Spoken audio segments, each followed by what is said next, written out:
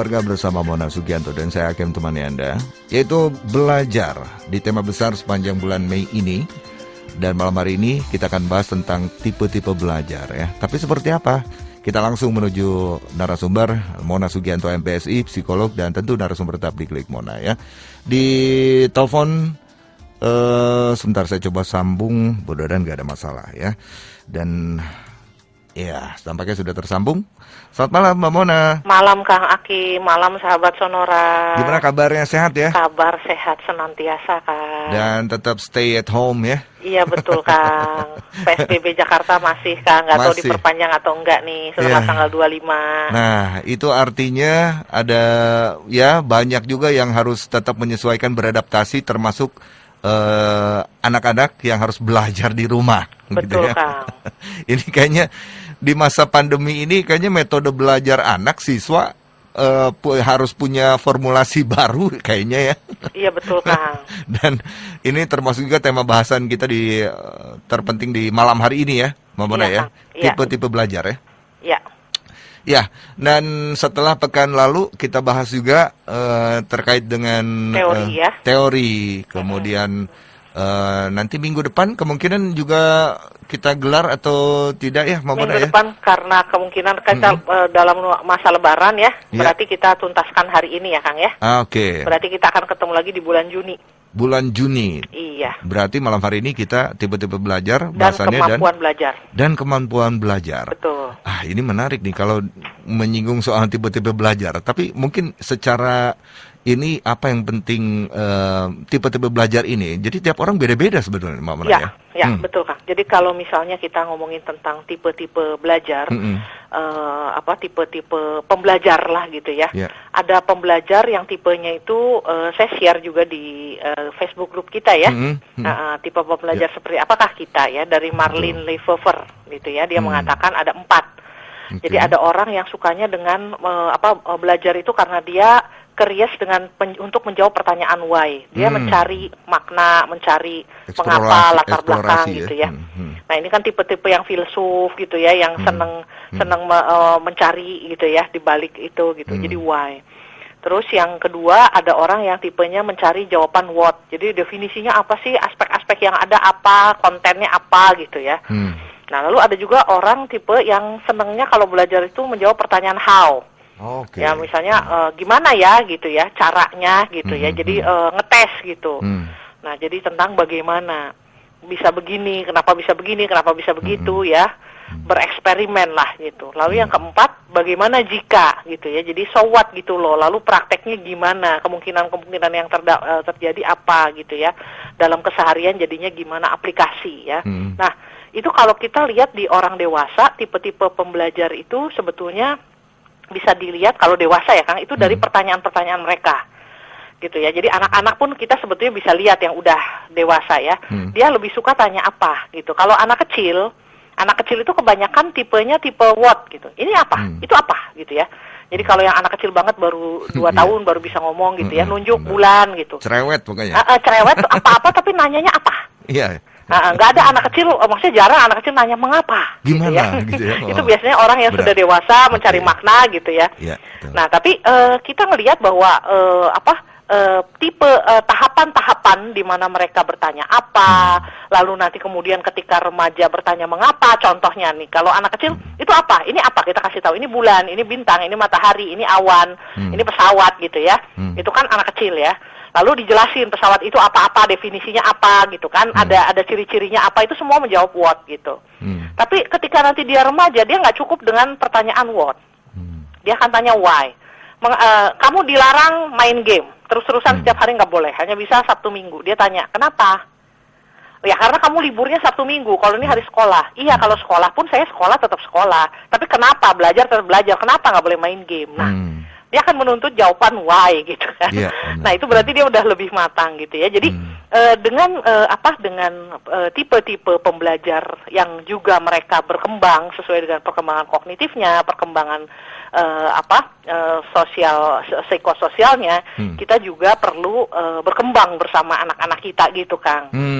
Gitu intinya seperti itu. Itu kalau kita lihat dari jawaban apa sebetulnya yang mereka cari dari belajar gitu. Oke, menarik. Kalau di breakdown per usia, rentang usia, itu bisa apa ya artinya? Bisa di breakdown rentang usia nggak sih? Nggak bisa fix sih kan, tapi intinya gini, kita kalau anak-anak yang belum kemampuan berpikir abstraknya belum bertumbuh ya, 11 tahun ke bawah ya, kebanyakan mereka ingin menjawaban yang konkret. Jawaban yang konkret itu adalah jawaban terhadap pertanyaan apa, karena dan how gitu ya, karena bisa diutak-atik sama kita. Misalnya gini, eksperimen itu menjawab pertanyaan how. Jadi misalnya mengapa H2 ditambah sulfur, kalau dicampurin dengan itu tertentu ditabung reaksi, dikecek-cek jadi bom kentut H2S gitu ya. Itu kan how. Gimana caranya H2 ditambah S jadi bom kentut, bau gitu di lab gitu ya. Nah, itu kan mereka bisa ngelihat sendiri perubahan baunya, perubahan warnanya, apa yang dicampur, berapa banyak, itu kan sesuatu yang konkret.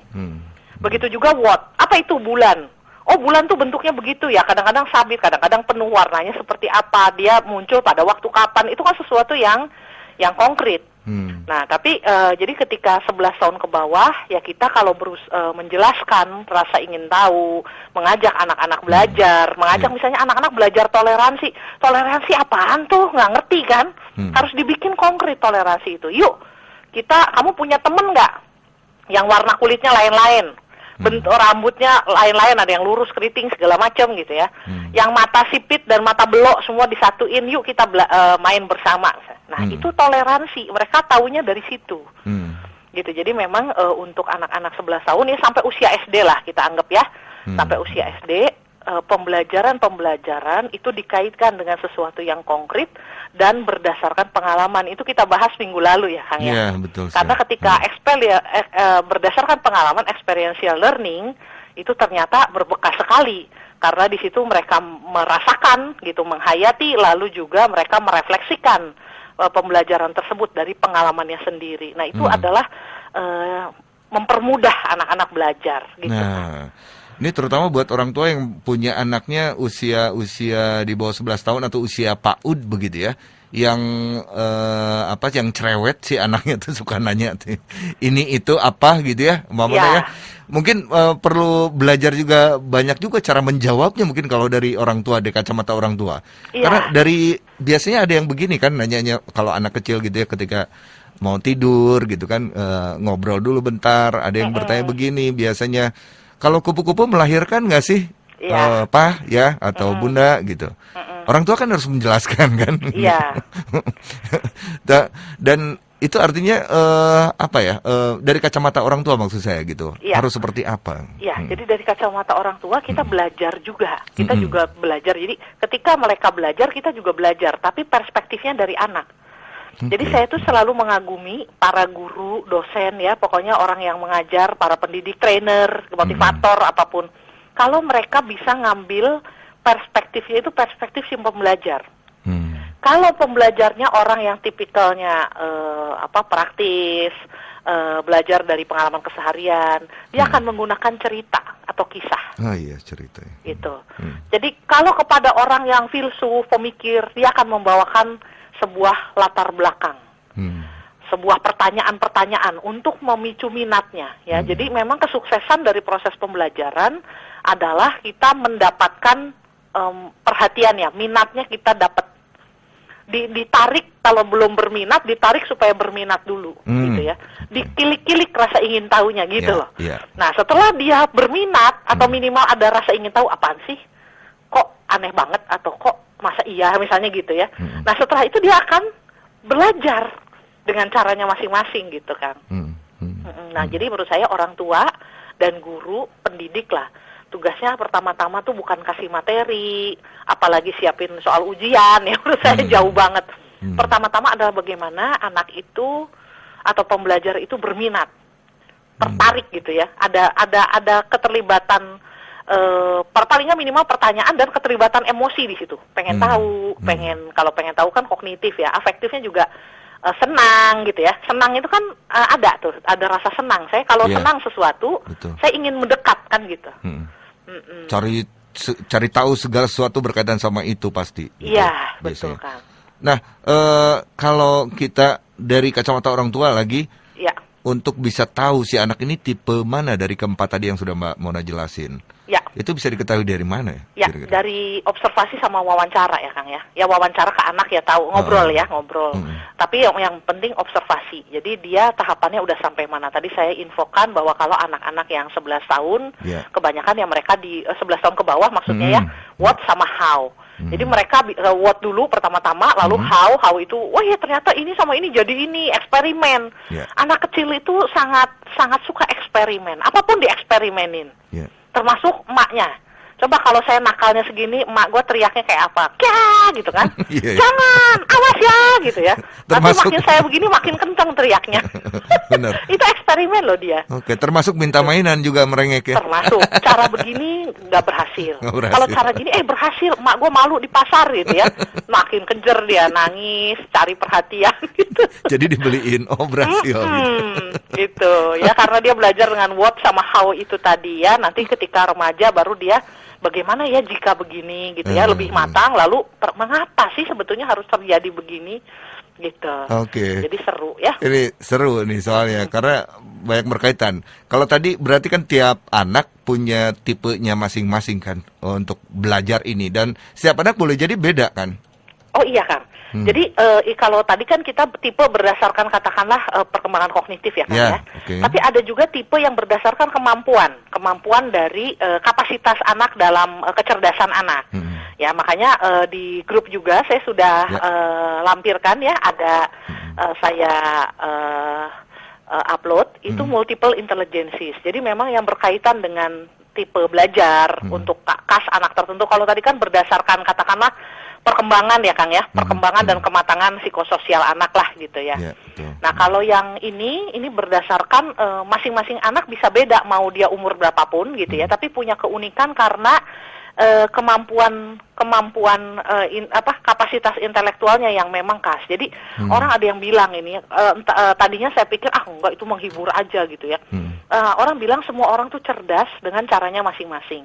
Kalau misalnya sahabat Sonora atau Kang Akim pernah dengar gitu ya, sebetulnya setiap orang tuh cerdas, tapi caranya cerdasnya beda-beda. Ada yang cerdasnya di bikin masakan, dia mengecap masakan, ini kurang asin, kurang manis, terus apa gitu ya, harus tambahin bumbu apa, jadi dia pinter masak. Nah tapi orang yang pinter masak itu disuruh matematika nilainya 30 misalnya. Nah terus yang jago matematika nilainya 100, disuruh bikin puisi, aduh dia sampai keringet dingin, nggak bisa bikin puisi. Blank. Iya, yang pinter bikin puisi, disuruh ngegambar, aduh dia jelek banget gambarnya misalnya gitu ya. Nah kalau kita lihat mereka itu mana yang paling pinter, nggak bisa kita pukul rata. Nah yang paling pinter tuh yang matematikanya 100. Aduh, kasihan deh yang jago nyanyi, yang jago olahraga gitu ya. Kok nggak dianggap kepintaran saya gitu kan? Yang jago gambar ya.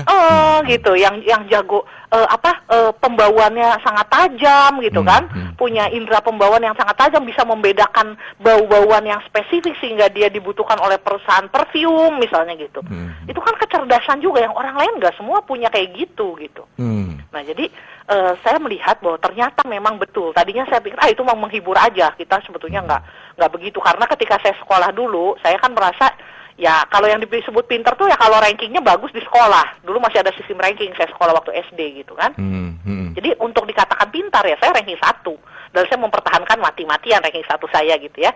Nah tapi begitu saya lebih melihat dunia lebih luas, teman-teman SMP saya, lalu bagaimana ketika saya SMA, ketika kuliah, bertemu dengan macam-macam orang gitu ya. Enggak kok yang disebut pintar tuh bukan yang cuman akademis ya, terutama matematika sama bahasa Indonesia, bahasa Inggris, bukan itu gitu. Banyak. Dan saya bisa pintar dengan kekhasan saya, yang saya berbeda kepintarannya dengan orang lain, dan itu nggak apa-apa gitu. Nah itulah yang ada di multiple intelligences itu. Jadi kalau sahabat Sonora akses ke Facebook group itu sudah tersedia. Ada 8 kecerdasan, kecerdasan majemuk ya. Nah itu mulai dari kecerdasan musikal, linguistik, verbal, intrapersonal, eksistensial, spiritual ya, logical matematika, interpersonal, naturalistik, visual spasial, sama kecerdasan tubuh gitu kan. Ada 9 tuh karena eksistensial saya masukin. Oke. Gitu. Ini menarik karena di sini kan mencoba menggali potensi anak, sebetulnya dia optimal di mana gitu ya, tipe belajarnya ini. Iya. Tapi di faktanya di kurikulum sekolah kita kan tidak begitu, Mbak Mona. Ya. Kalau saya ngelihat, karena anak saya kan ada yang satu sekolah ya Kang ya, satu maksudnya sekolah formal gitu. Ya, betul. Ya, jadi saya mengamati. Memang sekarang kan kalau SD saja itu kan sistemnya tematik ya Kang ya. Saya ngelihat bahwa mereka sebetulnya sudah mencoba mengakomodir sih Kang. Ya, jadi di situ ada menggambar ya, ada menyanyi dulu dengan tema-tema tertentu. Misalnya temanya tentang mencintai bangsaku misalnya gitu ya. Ntar ada suruh ngapalin dan maju ke depan nyanyi lagu misalnya Indonesia Raya atau apa gitu, harus apal gitu ya. Lalu nanti ada juga mereka membuat sesuatu, misalnya mewarnai gitu ya. Lalu membuat sama menggambar. Lalu nanti ada diskusi kelompok. Nah, sebetulnya itu kan untuk berbagai kecerdasan. Sebetulnya berusaha diakomodir gitu ya. Hanya saja nih Kang ya, walaupun udah mencoba, hanya saja ujung-ujungnya di angka itu. Iya, berdasar angka yang jadi patokan kan. Akhirnya ujung-ujung kan tetap matematikanya berapa gitu kan. Terus nanti kalau di bawah KKM harus ulang terus sampai sampai muntah darah. Itu dia. Nah, kalau ujung-ujungnya kayak gitu berarti tidak menghargai keunikan akhirnya. Walaupun mencoba pendekatannya sudah mulai gitu ya. Tapi ujung-ujungnya ada di angka. Pokoknya kalau sampai di bawah KKM matematikanya. Harusnya kalau yang musiknya bagus 90, matematikanya 40 atau 50, ya nggak apa-apa juga dong gitu. Betul. Nggak usah sampai dipaksa sampai anak tuh muntah gitu. Kecuali kalau ya, kamu bisa berjuang lebih nggak? Oke, tapi kalau udah kita lihat dia emang bukan di situ, ya beranilah kita untuk mengatakan kepada dia, oke, kamu kalau gitu usahakan yang terbaik di musik, tapi kalau bisa matematikanya jangan di bawah 5 deh, tolong deh gitu. Jadi itu aja begitu, gitu, ya. Tapi jangan dijejek gitu loh kan. Jadi ini ya faktanya kan begitu loh Mbak Mona. Jadi kan? Ujung-ujungnya harus berdasarkan raport juga. Iya, dan nilai KKM itu KKM, yang mengerikan ya. Untuk gitu. semua pelajaran kesannya semua orang minimal 75 itu ngeri Kang. Itu dia gitu. makanya. Oke, ini ada yang sudah interaksi, saya bacakan dulu ya Mbak Mona ya. Kang, siap Kang. Dari Kang Erik di Buah Batu ini. Ya. Ini kaitan sama pendidikan dan pengajaran. Apakah dengan pendidikan dan pengajaran atau pelatihan, IQ seseorang itu bisa di-upgrade atau ditingkatkan? Misalnya dari 105 menjadi 120 atau 130. Bukankah IQ adalah sifatnya genetik atau bawaan? Ya. Itu dari Kang Erik. Kemudian selamat malam juga untuk Pak Andriansyah di Cimanggis, Depok, yang simak Sonora lewat streaming sonorabandung.com. Saya bacakan dari Pak Andriansyah ya, Mama ya. Salam sejahtera, salam PSBB. Ya. Sama-sama korban Mbak Mona PSBB. sehat ya sekeluarga katanya. Iya. Oke. Hal yang membosankan adalah matematika. Tapi selalu mencoba untuk mencari hal-hal yang mungkin berkaitan dengan matematika supaya apa? Supaya sukses. Intinya adalah belajar. Gitu. Kita harus meletakkan hati kita pada bisnis yang halal ujungnya, pekerjaan, membaca buku, kemudian melakukan hal-hal yang baik berguna buat sesama rekan kerja dan juga atasan, termasuk orang tua kita. Kunci bahagia adalah punya impian dan cita-cita. Sedangkan kunci sukses itu selalu berdoa, belajar dan belajar terus mewujudkan impian.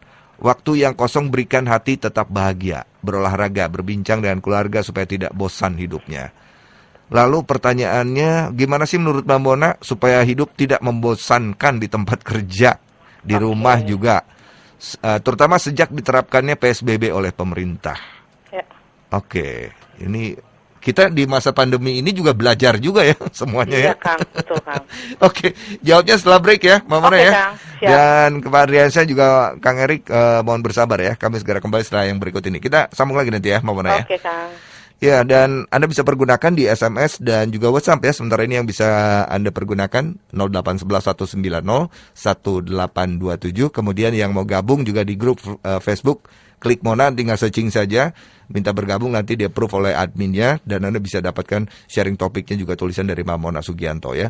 Dan juga Instagram sama @klikmona, dan juga Anda bisa follow juga di @klikmona, kemudian @monasugianto juga ya. Kami segera kembali setelah yang berikut ini. Yang diminta Mbak Mona, kita lanjut lagi. Ya, langsung saja barangkali mumpung masih hangat. Ya, baik. Untuk Pak Erik dulu ya. Terima kasih ya Pak Erik ya. Silakan. IQ. Jadi tadi Pak Erik kritis banget pertanyaannya ya. Apakah IQ bisa di-upgrade misalnya jadi 105, 120, 130 gitu ya. Bukannya IQ itu genetik. Jadi untuk IQ itu kan kapasitas global. Kemampuan secara umum menyeluruh bagaimana kita kapasitas global kognitif kita gitu ya, kemampuan kognitif kita. Dan itu tidak bisa di-upgrade seperti itu gitu ya. Jadi memang kalau misalnya orang itu ada kapasitas globalnya sekitar bisa naik turun bisa, tapi itu nggak jauh-jauh dari levelnya. Jadi IQ itu ada levelnya, misalnya yang disebut average itu kurang lebih 90 sampai 110. Kalau misalnya sekarang saya dites 110 gitu ya, tiba-tiba nanti turun jadi 108. Turun jadi 105 misalnya gitu ya. Nanti dari 105 naik lagi jadi 109 misalnya. Mungkin, tapi itu tetap di level yang kurang lebih sama gitu kan. Di kelompok yang lebih sama average. Jarang sekali ada orang loncat gitu ya. Misalnya dites di sini kalau tesnya bener ya, kadang-kadang tes ada yang abal-abal sih gitu ya. Kalau yang kalau yang massal itu keakuratannya kurang Kang. Jadi kalau saya tes IQ kalau mau bener itu adalah tes yang individual dan dengan berbagai aspek ya, aspek kognitif, bukan hanya misalnya tentang ada kan yang misalnya bentuk doang diputer-puter, bukan hanya itu. Atau ada yang hitung doang, bukan, karena IQ itu kapasitas global. Nggak bisa kita lihat hanya sebagian dari misalnya ngitung atau sebagian hanya dari bagaimana kita spasial, tapi juga berbagai aspek dari kapasitas itu, kapasitas kognitif. Nah, jadi memang kalau IQ itu tidak bisa berubah seperti itu. Kalau toh berubah sedikit banyak, misalnya karena kita lagi flu atau kemarin tidurnya semalam kurang, misalnya gitu ya, turun, tapi juga nggak akan jauh-jauh. Ada levelnya tadi kategorinya. Misalnya saya 128 IQ-nya, waktu itu saya ingat SMP saya dites gitu, mau masuk SMA, 128. Saya belum pernah tes IQ lagi habis itu gitu ya. Nah, 128 itu masuknya superior. Jadi kalau nanti saya dites kurang lebih, itu nanti kurang lebih akan sama, superior tuh dari 121 sampai 130.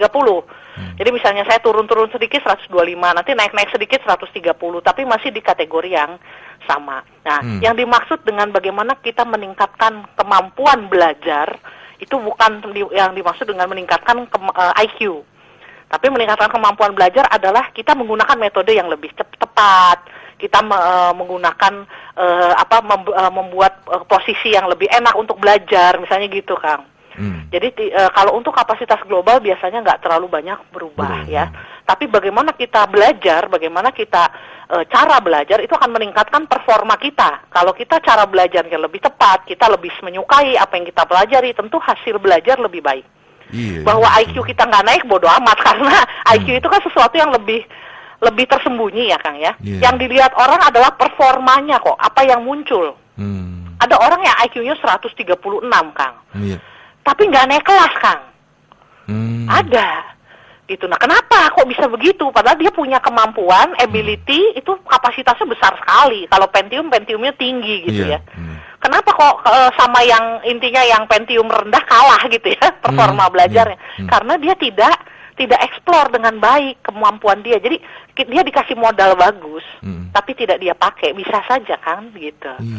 Tapi kalau kita modalnya mungkin dikasih pas-pasan ya, yang namanya rata-rata itu ngepas lah intinya, untuk sampai S3 masih bisa, tapi ya nggak cepet-cepet banget lah belajarnya, harus diulang, harus rajin lah gitu ya. Nah, tapi rajin, terus tapi optimal rajin, gitu ya. Dia bisa sampai S3 gitu, sampai S3 pun bagus hasilnya gitu. Tapi begitu dites IQ ternyata ya cuma 109, kirain dia berapa misalnya gitu ya.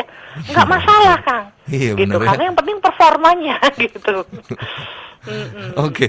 Jadi sebetulnya kalau IQ itu kita tidak perlu terlalu mempermasalahkan itu ya. Yang penting adalah cara belajarnya. Betul. Jadi kalau kita nih misalnya punya anak-anak udah dites IQ, pertama tes IQ-nya bener apa enggak juga gitu ya. Jadi kalau jangan kita menghakimi orang berdasarkan leveling. Kebanyakan sekarang nggak disebutin angkanya, tapi dikasih tahu levelnya. Ya, jadi misalnya levelnya nggak dikasih tahu 128, enggak, tapi biasanya superior. Berarti dia bisa dikembangkan, bisa distimulasi dengan baik. Rekomendasi untuk menstimulasinya gimana, gitu ya. Untuk gaya belajarnya apa digali, gitu ya. Nah kayak gitu Kang. Nah ini untuk Kang Erik ya Kang ya. Betul. Untuk Pak Adriansyah, terima kasih ya. Semoga juga baik-baik dan sehat selalu. Terima kasih tadi tadinya cerita bosan sama matematika tapi coba untuk menyenangi ya, jadi tetap belajar baik sekali ya. Nah, tadi pertanyaannya adalah gimana supaya hidup tidak membosankan baik di tempat kerja maupun di rumah ya. Kalau untuk tidak membosankan memang kita perlu membuat dua Kang pendekatan ya. Ke dalam sama pengkondisian luar ya, pengkondisian luar. Kalau ke dalam itu kalau kita sampai merasa bosan ya, termasuk karena PSBB. Itu berarti karena ada hal yang kita rasa stuck. Berarti secara pertumbuhan diri kita tidak terlalu growth nih, nggak terlalu bertumbuh gitu ya, tidak terlalu berkembang dengan kondisi ini. Kita menjadikan kondisi ini alasan saya jadi sulit untuk berkembang, entah karena saya nggak bisa keluar ketemu orang, entah karena saya jadi tidak bisa melakukan aktivitas seperti yang saya mau, seperti yang saya kehendaki gitu kan. Nah, tapi berarti dalam diri ini ada PR nih kalau kita sekarang rasa boring. Berarti gimana caranya kita menerobos bahwa dengan kondisi seperti ini pun saya bisa tetap bertumbuh. Ya ini saya kan gara-gara PSBB saya bilang ke suami saya, pria bermata coklat, "Pih, kok sekarang saya ngerasanya malah lebih sibuk daripada kalau nggak PSBB. Kalau saya pergi ke kantor, berangkat pagi, pulang siang misalnya gitu ya, sampai rumah segala macam. Mungkin saya kelihatan sibuk karena waktu habis di jalan, pagi-pagi udah nggak ada mami gitu. Sekarang saya masih ada di rumah, bahkan ada terus 24 jam gitu ya. Tapi kerjaan saya kan nggak habis-habis, saya bahkan belum sempat membuat buku puisi. Padahal saya betul-betul ingin menulis puisi, itu puisi udah ada lari-lari terus di kepala saya. Tapi untuk duduk menulis nggak bisa. Kenapa? Wah iya, saya masih harus ngelarin hasil analisa disertasi saya. Oh, saya masih harus persiapin untuk materi seminar. Mau ada kasih seminar publik. Saya harus kasih, ini harus siaran, harus, waduh Kang. Saya bilang ini gila, lebih parah daripada nggak PSBB. Jadi, dan saya banyak sekali belajar. Sekarang saya bisa statistik. Saya yang tadinya nggak bisa menggunakan software tertentu untuk perhitungan SPS statistik, saya sekarang bisa sampai Kang gitu. Belajar langsung mau nggak mau ya. Iya. Nah, jadi itu tentang untuk menjawab Pak Adriansyah nomor 1 dari diri memang harus ada, kita tahu bahwa ada yang stuck, kita harus upgrade, harus terobos. Lalu yang kedua pengkondisian memang. Gimana pun juga kondisi-kondisi yang terus monoton gitu ya, itu akan bikin memang jenuh gitu ya. Berarti variasi bisa dilakukan. Contoh misalnya di rumah ada kayak yang digeser gitu ya. Kalau di rumah nih, entah meja digeser, kursi digeser, tempat tidur posisinya diubah, warna horden diganti, horden misalnya. Atau kalau misalnya budget kita, misalnya kita juga jangan mahal-mahal dong. Iya bener, jangan mahal-mahal. Ya udah deh, tembok nggak bisa kita beli wallpaper, kita cat. Beli kaleng cat 2 masih sanggup misalnya gitu ya. Ngecat gitu. Saya gitu tuh ke anak-anak, aduh saya bilang kasihan ya mereka nggak ngapa-ngapain di rumah ya. Biar nggak gabut mereka gitu ya. Ngecat tembok lah, ngapain lah gitu. Banyak sih Kang akhirnya kerjaan gitu. Temboknya juga bisa dilukis ya, kayak itu postingan Mamona tuh dilukis. Iya, saya lukis tembok gitu ya. Dicat juga jadi kuning misalnya, terus abis itu dilukis gitu. Iya benar-benar. Pokoknya dicoret-coret aja lah ya, nggak apa-apa lah jelek-jelek dikit, nanti kapan saya tutup gitu kalau udah sempat. Kalau jelek. Nanti yang penting memang berkreasi gitu kan. Ya betul. Oke, menarik ya. Dan ini ada lagi nih dari Kak Aditya, saya langsung bacakan saja. Iya Kang. Oke, dari Kang Aditya begini isinya. Lalu tercipta hitung-hitungan yang tak sama dengan matematik atau biologi molekuler, antropologi bahkan fisika kuantum. Kurikulum baru bisa diakses di layar kaca ketika manusia sebagai subjek hukum menjadi kategori abstrak. Positif sekian ribu, sembuh sekian belas ribu, yang tewas sekian ribu corona. Memenuhi syarat sebagai bahan studi baru, dan kini lahir dokter-dokter dadakan mencari teori baru, dan layar kaca menjadi medium. Itu dari Kang Aditya. Oke, menyikapi lagi, ini ya, fenomena COVID ya. Iya, betul. Ya, jadi saya percaya memang, jadi bahwa dengan apa yang terjadi di dunia ini, itulah sesuatu yang fenomena-fenomena yang ada akan muncul hal-hal baru. Entah itu untuk diteliti, entah itu untuk direfleksikan, entah itu untuk dipertanyakan, entah itu untuk diperdebatkan, entah itu untuk dijadikan analisa gitu ya. Tapi ada sesuatu yang untuk diapa-apain gitu. Nah dengan corona ini diapa-apain sesuai bidang studinya. Gitu. Studi kedokteran dan kesehatan, belajar apanya. Studi psikologi, gimana caranya mental health di tengah COVID. Studi yang lain ngomongin apa, studi apa, ketahanan apa gitu kan. Betul. Bagaimana mempersiapkan supaya pangan tidak ini dalam tengah kondisi corona. Intinya adalah ilmu pengetahuan juga yang lain gitu ya, perlu responsif memang terhadap kondisi yang ada gitu. Jadi kalau sekarang memang kita harus menyikapi ada fenomena yang kita harus adaptasi. Kita harus bukannya harus ikut-ikutan tren, enggak gitu ya. Betul. Tapi memang harus menyikapi sekarang kondisi ini bagaimana disikapi. Jadi kita nggak bisa saya nggak mau nanti juga ini gitu. Pokoknya biarin aja itu, karena sayang kalau sesuatu dibiarkan untuk berlalu tanpa kita belajar sesuatu dari itu, apalagi dengan kos yang begitu mahal. Kos nyawa, kos ekonomi gitu ya, yang ada sekarang dengan adanya COVID. We must learn something from this gitu ya. Jadi harus ada yang kita ambil dari sini, yang membuat kita tambah baik, tambah bijaksana, tambah berbelas kasih, menurut saya itu, Kang. Iya, betul ya. Jadi Kang Aditya tadi refleksi kritisnya baik sekali ya, mengingatkan kita, ayo kita refleksi ya dengan kondisi ini, kita mempertanyakan ulang. Jadi hidup saya itu seharusnya bagaimana? Betul. Peran saya sebagai orang tua kita pertanyakan ulang. Cara belajar kita pertanyakan ulang. Sekarang belajarnya nggak bisa pakai cara biasa, harus luar biasa misalnya gitu ya. Betul. Kayak gitu. Ya, sebetulnya ada banyak sekali hikmah ya di balik pandemi COVID-19 ya. Betul, ada Kang. sesuatu hal inovasi yang baru dilahirkan di berbagai bidang sebetulnya Mbak Mona ya. Kalau dicermati kalangan musisi misalnya, almarhum Didi Kempot kemarin itu sempat melakukan konser dari rumah, menggalang juga donasi yang luar biasa. Kemudian ada lagi grup musik lain yang konser dari rumah juga sama.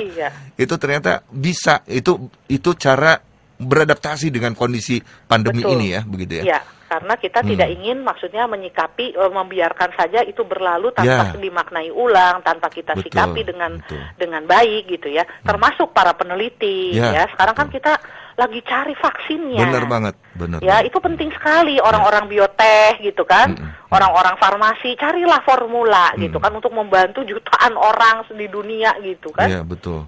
Belum alat ventilator yang itu sepertinya dipecut sama COVID buat bikin ventilator yang lebih murah gitu ya. Iya, yang murah, nggak 700 juta. Dulu kan 700 juta satu ventilator.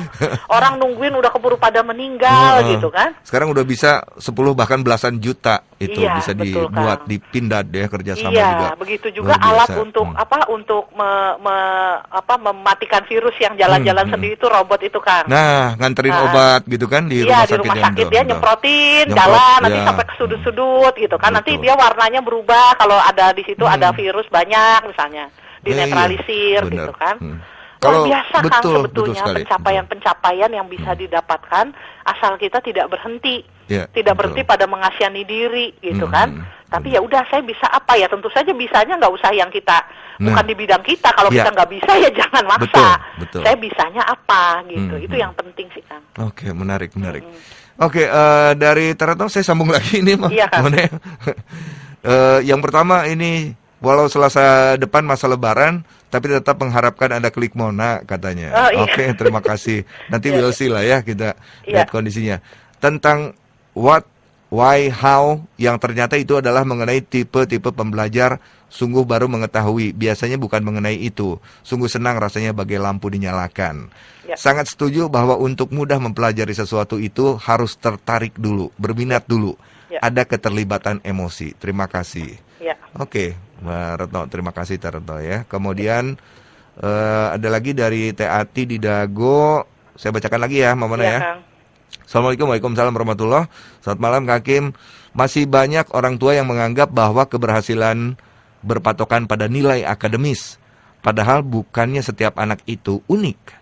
Yang nilai akademisnya tinggi akan berhasil, dan ada juga yang ketika si anak nilainya padahal udah 9,3 masih minta remedial ya sama gurunya.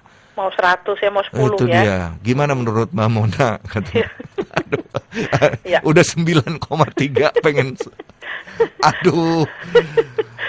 Gawat itu. Ya, oke ya Kang ya. Ini menarik karena itu tadi ya, satu sisi kita berusaha memunculkan keunikan setiap individu anak gitu ya. Tapi keseragaman berdasarkan angka-angka ini justru yang diterapkan, yang masih sekarang ini diterapkan kan gitu loh. Iya Kang. Iya. Silakan Mona. Ya, baik. Untuk Teh Retno dulu, terima kasih ya Teh Retno ya. Nah, untuk Selasa depan sepertinya memang tidak bisa ya, nggak tahu nanti kita diskusi lagi. Tapi kalau ini ya kemungkinan kita ketemu Juni. Lalu tentang tadi yang why, how, apa itu ya, memang ada macam-macam pendekatan ya. Jadi kita melihat, oh iya ya, ada tipe yang begini. Kayak saya itu akan terus mencari jawaban why gitu ya. Cenderungnya gitu. Makanya kenapa ngambil filsafat, ngambil apa, walaupun juga mempelajari ilmu pengetahuan, konstrak-konstrak gitu ya. Tapi memang pertanyaan why itu penting buat saya, karena kalau nggak tahu why, kayaknya kayak nggak komplit gitu misalnya ya. Nah, dengan kita mengetahui ya seperti apa kita belajar, apa sebetulnya jawaban-jawaban yang kita cari, yang kita rindukan gitu, memang memperkuat kita dalam belajar, Kang. Jadi kita akan terus semangat gitu ya, karena ini saya belum dapat jawabannya nih. Nanti udah dapat jawaban satu, wah ada muncul pertanyaan baru nih gitu ya. Jadi ya jadi terusin lagi belajarnya gitu ya. Lalu tadi tadi Teh Retno juga memperkuat bahwa memang kalau untuk mengawali sebuah proses pembelajaran dengan menimbulkan ketertarikan atau minat ya, dan di situ ada keterlibatan emosi. Betul, itu kuat sekali, Kang. Jadi orang yang terlibat dari awal secara emosi dan ketertarikan ya, secara curiosity-nya ada muncul, itu kuat sekali. Jadi kalau ada penghalang-penghalang, udahlah ngapain sih kamu repot amat gitu ya. Dia tetap akan cari karena dia menyukai itu gitu. Karena itu adalah personal issue, bukan karena disuruh, bukan harus gitu. Tapi saya terlibat untuk mencari jawaban-jawabannya, dan itu seru banget, Kang. Belajar itu seru banget gitu. Hanya orang nggak tahu gitu, disangka ya cie rajin malah diejek gitu ya. Orang rajin malah diejek gitu ya. Itu kan rajin yang diejek itu kalau misalnya kita rajin untuk cari menjilat ke guru misalnya gitu kan.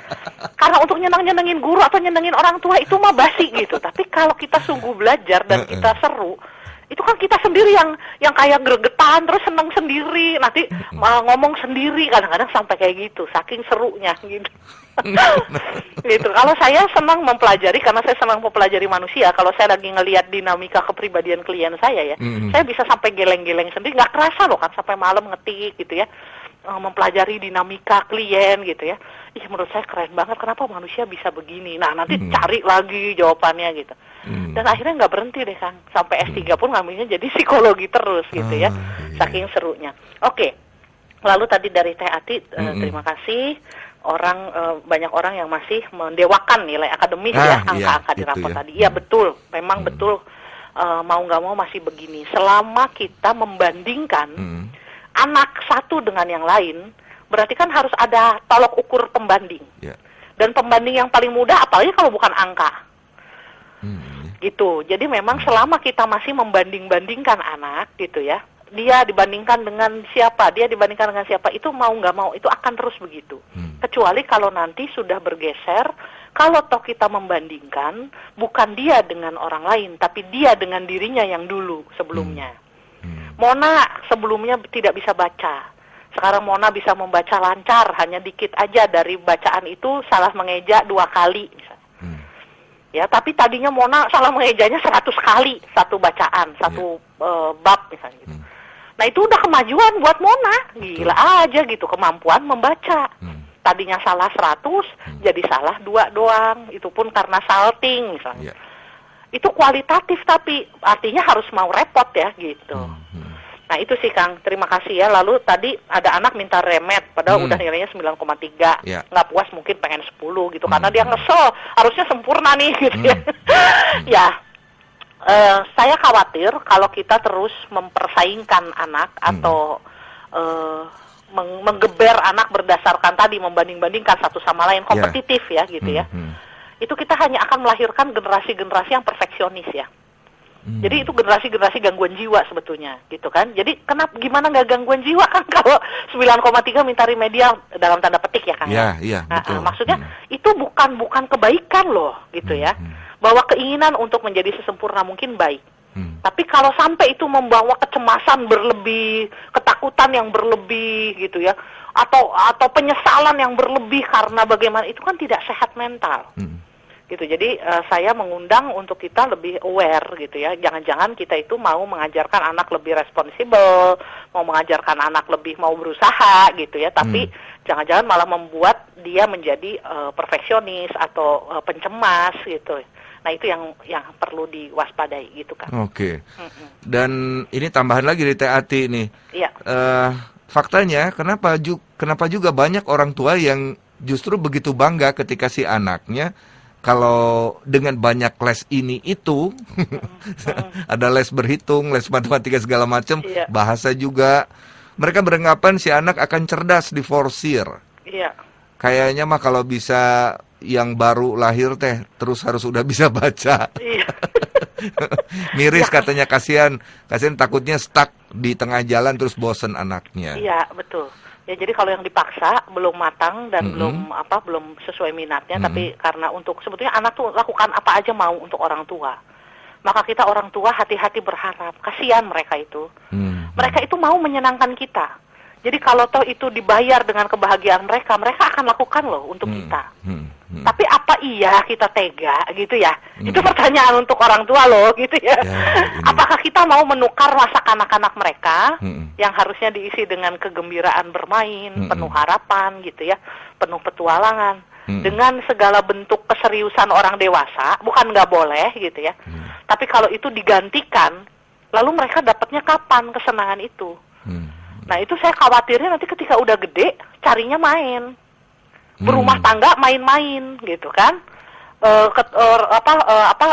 berkomitmen sama orang dijadiin mainan, karena nggak cukup main. Nah tapi kasihan kalau kita lihat, lu mainnya emang kapan ya, nggak ada waktu lu main gitu. Sekolah full day, udah gitu pulang sekolah les sampai malam, pulang sekolah malam. Iya, jadi kalau terus nanti dia mainin orang gedenya gitu, apa dianggap mainan yang harusnya serius, kalau udah gede harusnya serius dianggap main-main kan lebih ngeri. Tapi kan dengan faktor main-main pada waktu anak kecil. Nah itu dia, nanti dikira nanti malah udah dewasa baru main-main, ini telat nih gaulnya. Kasihan Kang, kasihan. Kosnya terlalu tinggi dan kita itu tidak tergantikan. Cuman menggunakan faktor lingkungan juga kan berpengaruh juga ketika misalnya nih anak-anak, nah yang kemarin itu anak-anak kelas kelas 3 SMA ya, kelas 3 SMA tuh 12 ya? Kelas 12. 12. Kan untuk bisa UN gitu ya, bisa menempuh, ada juga yang harus try out kan gitu. Terus masuklah ke bimbel teman-temannya kan gitu. Supaya apa? Supaya lancar kamu nanti try out UN atau SBMPTN nanti itu harus lancar. Sementara dia kalau tidak ikut malah jadi serba salah. Orang tuanya ketika melihat anak siswa yang lain, wah ini harus ikut bimbel, padahal sebetulnya itu tidak wajib juga kan gitu. Iya, betul. Tapi faktor begitu kan jadi jadi bingung jadi juga kan. Jadi tekan juga orang tuanya, ya anaknya juga gitu. Oh, si itu ikutan bimbel. Wah, jangan nanti bisa juga nanti SBMPTN misalnya gitu kan. Nah, itu gimana orang tua menyikapi itu? Ya, kalau saya ya Kang ya, kalau misalnya anaknya, ini kan anaknya udah besar ya, kelas 12 ya.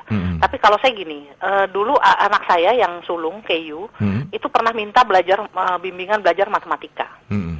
Saya bilang, emang kamu nggak bisa atau apa sampai butuh bimbingan belajar gitu, sampai butuh kursus. Dia bilang, ya nggak, habis teman-teman semua kursus, ngeles matematika. Oke.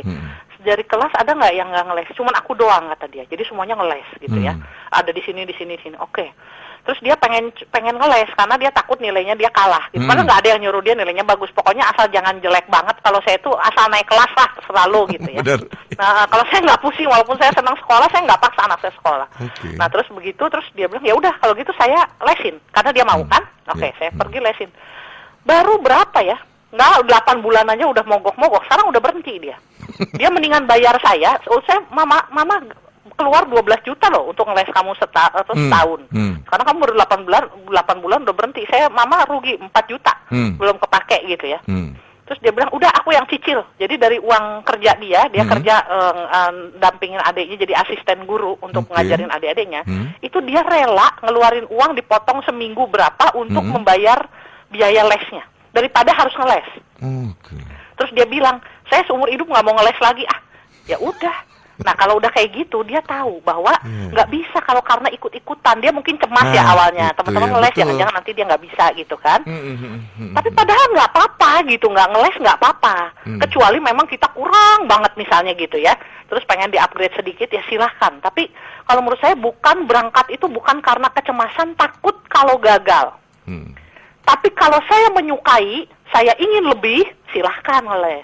Jadi ngeles itu menurut saya juga sebetulnya bukan kalau kita takut gagal, takut nggak lulus, itu motivasi yang benar untuk les menurut saya tidak. Jadi kecuali saya sangat menyukai, saya akan menjadi lebih expert di situ, gitu. Karena saya penasaran di situ. Saya suka sekali matematika, misalnya. Ya terserah. Kalau suka banget matematika, udah berpisah di sekolah, pengen ketemu lagi, ya udah ngeles, nggak apa-apa juga. Kan anaknya yang mau, gitu ya. Orang tua, ya kita kalau anak yang mau dan emang dia punya passion di situ, ya kita upayakan. Tidak usah berlebih, nggak usah les yang paling mahal, nggak usah. Biasa-biasa aja, gitu. Saya khawatir justru ketika satu bimbel itu menjadi satu prestise tersendiri, menjadi gengsi tersendiri. Ketika ikutan di bimbel A, B, C misalnya. Ya itu kan sama kayak sekolah. Sekolah punya prestasi sendiri. Kalau sekolah ini sekolah favorit, yang lain nggak favorit gitu kan. Nah, itu masih ada. Sekolah di mana ya tergantung anaknya lah. Nah, itu dia. Gitu, jalan hidupnya dia kok. Iya, mau universitas harus universitas ini. Kalau nggak dapet di situ kita drop down gitu. Aduh, banyak yang nggak kuliah sukses kok. Gitu. Nah, iya. Ini menarik nih, kalau tadi menyinggung tentang passion, sementara disinggung juga soal sistem pendidikan yang begitu luas lah ya kalau ini ya. Tapi paling tidak kita kan harus mencoba beradaptasi dengan sistem pendidikan yang sekarang ini ada lah katakanlah Mamon ya. Gimana caranya orang tua supaya dengan sistem pendidikan yang sekarang ini tetap diikuti, tapi juga bisa mensupport juga tadi ya yang menjadi keunikan si anak gitu, dan itu bisa optimal. Ya, jadi memang menurut saya kalau guru kita bebankan tugas untuk paham anak kita satu-satu gitu ya, dengan murid 30 sampai 40 satu kelas gitu ya. Betul. Ya kita juga kita menjolimi guru-guru gitu. Dengan memberikan mereka beban itu. Jadi memang yang harus paham, katakanlah kecerdasan majemuknya anak itu dominannya apa? Apakah anak saya itu visualkah, yang tipenya kalau dengan melihat sesuatu gampang ingat, nonton grafik, terus diagram misalnya gitu ya? Ataukah anak saya yang tipenya denger musik, kalau udah dibikin nyanyian itu apal semua tuh lagu-lagu gitu ya? Nah, apapun itu adalah menurut saya akhirnya kembali ke orang tua. Jadi orang tua perlu paham kecerdasan majemuk anak dominannya di mana dari 8 atau 9 kecerdasan tadi yang ada di, bisa googling juga ya, multiple intelligences. Dan dari multiple intelligences itu nanti kita akan cenderung tahu karena kekuatan belajarnya di mana, area mana, dia nanti tipe belajar atau gaya belajarnya cocok di mana. Contoh, kalau saya kecerdasannya ada 2, Kang. Jadi visual sama intrapersonal. Kalau Mona ya, kecerdasan visual dan intrapersonal. Intinya, kalau sesuatu itu sudah saya refleksikan, intrapersonal itu kan ke dalam diri, refleksi, evaluasi gitu ya, dipertanyakan gitu ya. Dan itu saya bisa gambar, saya bisa bikin hiasan, saya bikin peta pikiran gitu. Itu nggak akan lupa seumur hidup. Orang lain kalau saya bilang betapa mudahnya belajar tuh nggak percaya. Tapi itu betul-betul yang terjadi. Saya pernah ujian yang sulit ya, ujian asuransi. Dulu saya pernah kerja di perusahaan asuransi, padahal saya bukan orang latar belakang pendidikan asuransi. Orang asuransi aja pada nggak lulus, Kang, yang pendidikannya asuransi. Saya satu hari itu ujian 2 atau 3 gitu ya. Yang susah-susah itu lulus semua. Gara-gara saya tahu cara belajar saya gitu. Saya pakai bikin dari satu buku tebel gitu ya. Saya bikin peta pikirannya simple. Dan saya paham. Kalau udah paham tuh udah nyantel terus, Kang. Betul ya, paham. Nah, jadi gaya belajar saya sesuai dengan kekuatan kemampuan berpikir saya. Jadi itu kuat sekali, Kang. Nah, tetapi bukan berarti saya nggak bisa mengembangkan. Wah, Mona udah ketemu, berarti nggak usah mengembangkan lagi dong kapasitas belajar. Oh tidak, saya tetap ngembangin. Artinya, kalau saya sekarang ini kurang di misalnya sosial, itu ya, belajar sosial, berarti berdiskusi atau apa. Sekarang saya belajar. Oh iya ya, ternyata diskusi itu selama ini saya jarang gunakan. Karena saya mendingan baca daripada diskusi gitu ya. Tapi ternyata begitu saya berdiskusi sekarang ini saya bisa belajar sesuatu. Saya dengerin orang seminar, webinar gitu ya, teman-teman atau orang ahli dalam berbagai bidang. Dalam sosiologi, antropologi, kebangsaan gitu ya, politik gitu. Saya dengerin gitu. Oh iya ya, itu toh buah pikir dia. Berarti kalau buah pikir dia itu berarti dia perspektifnya ngambil dari sini. Belajar saya sesuatu. Yang tadinya saya belum kembangkan. SMP udah nggak banyak gambarnya, buku paket sekolah. Tapi kalau SD kan apa-apa digambar gitu ya. anak-anak yang visual terbantu banget kalau SD, tapi kalau udah di SMP, SMA, apalagi kuliah, boro-boro ada gambar. Nah, itu kita belajar juga dengan membaca saja cukup, nggak perlu ada gambar, tapi dikembangin pelan-pelan gitu, Kang. Oke. Satu dari Kang Ditya, ya. Kutu-kutu jauh lebih rajin membaca buku dibandingkan dengan sebagian besar mahasiswa perpustakaan bekerja dengan amat santainya. Kutu buku maksudnya. Kutu buku. Kutu buku lebih rajin ya. Bahkan seringkali perpustakaan nganggur sama sekali. Mahasiswa pergi ke kampus cukup bawa kantong telinga. Daya analisanya seringkali tertinggal di kafe-kafe, di mall, atau di kamar-kamar kos. Iya. Ya mungkin mereka ada gaya belajar yang lain. Semoga semoga bukan karena tidak peduli gitu. Kita lihat mungkin kok nyantai banget mungkinnya kacamata orang tua. Kadang-kadang generasi sekarang emang kelihatannya nyantai dia, ya. Betul. Mereka tidak selalu suka membaca banyak ya. Tapi mereka lebih bisa tuh dengan nonton misalnya. Nonton kan ada penjelasan gitu ya. Tapi memang ya akhirnya kurang mendalam sih memang ya. Karena beda dong membaca misalnya kita belajar tentang teori tertentu gitu ya. Sama kita cuma dengar mungkin 15 menit atau 9 menit tentang ini gitu. Ya nggak bisa lah segitu dalamnya gitu ya. Tapi ya semoga generasi ini ada cara-cara lain untuk melengkapi gitu. Supaya mereka bisa belajar. Dan tadi saya pengen tanya nih Mbak Mona. Tadi yang menarik dari pengalaman Mbak Mona tentang belajar itu sendiri. Mbak Mona bisa menakar diri gitu loh. Itu gimana caranya kita bisa tahu kemampuan diri kita gitu ya? Itu diuji coba kan panjang ya Kang ya. Jadi saya tuh ketemu bahwa saya itu cara belajar begini tuh mungkin kuliah lah. Karena dari SMP, SMA saya cenderung selalu dimarahin guru. Dosen pun waktu itu, waktu awal-awal ya, bahkan dosen psikologi pernah marah. Disangkainnya saya sibuk sendiri, selalu pakai pensil warna, spidol gitu ya. Kalau dia ngejelasin tuh saya sibuk. Nggak terlihat mendengarkan dengan alim gitu, nggak. Sibuk, tapi sebetulnya saya sibuk membuat peta pikiran. Artinya yang dia ngomong itu saya catat dengan gambar dan cara saya, kode-kode saya. Dan ketika saya mencatat itu, saya nggak perlu lagi baca di rumah, gitu ya. Maksudnya nggak perlu lagi, misalnya kalau teman saya sampai direkam suara dosen, saya bilang ngapain? Udah kerekam dengan cara saya gitu ya. Nah, tapi itu ketika kuliah sih. Tapi udah ada polanya. Saya memperhatikan pola saya dari SMP, SMA, buku saya, catatan saya itu selalu warna-warni, selalu bagus gitu ya, cantik lah gitu ya. Nah, dan saya belajar begitu dan maksudnya ya nilai saya bagus gitu dengan belajar begitu. Lebih cepat paham gitu ya. Jadi dengan gambar, dengan warna itu, permainan itu. Ya, lebih cepat paham dan lebih lama nyantol, Kang. Lebih nyantol di kepala saya. Lalu juga saya karena bukan tipe yang rajin, Kang. Jadi saya tuh kalau disuruh nyalin setelah pulang nggak mau, Kang. Jadi saya harus pada waktu itu salin. Kalau nggak saya nggak akan nyalin. Nggak usah bodo amat gitu. Paling fotokopi catatan teman. Tapi kan beda gitu proses belajarnya kalau fotokopi catatan teman gitu. Karena saya tahu saya tidak rajin sebetulnya. Saya lebih senang baca komik, lebih senang gitu ya. Eksperimen lah saya lebih senang. Kalau sekolah kan jarang kayak gitu ya. Jadi boleh dibilang ketika kita tahu bisa menakar diri kita ya dengan banyak belajar ya, kayak bisa menakar diri kita. Ya intinya banyak eksperimen tentang diri sendiri aja, Kang. Oke, sip. Aduh, kita nggak kerasin nih sudah di penghujung juga nih. Tapi menarik nih, tadi tentang kemampuan belajar juga disinggung juga gitu. Tapi mungkin bisa dirangkum nih, underline yang terpenting nih malam ini. Baik, jadi semoga sahabat Sonora kita bisa membantu generasi-generasi muda terutama dan diri kita sendiri ya. Untuk memahami kekuatan-kekuatan belajar kita. Bisa cek nanti googling multiple intelligences, ada macam-macam kecerdasan. Dan dari kekuatan-kekuatan itu kita sesuaikan gaya belajar kita dengan itu. Karena begitu kita sesuaikan gaya belajar kita dengan kekuatan kita, itu seperti jodoh bertemu gitu ya. Itu luar biasa sinerginya untuk meningkatkan kemampuan belajar. Jadi meningkatkan kemampuan belajar adalah dengan mempertemukan antara kekuatan-kekuatan alami kita dengan cara belajarnya disesuaikan gitu Kang. Itu akan menjadi meningkatkan kemampuan belajar kita gitu Kang. Aduh, menarik sekali nih.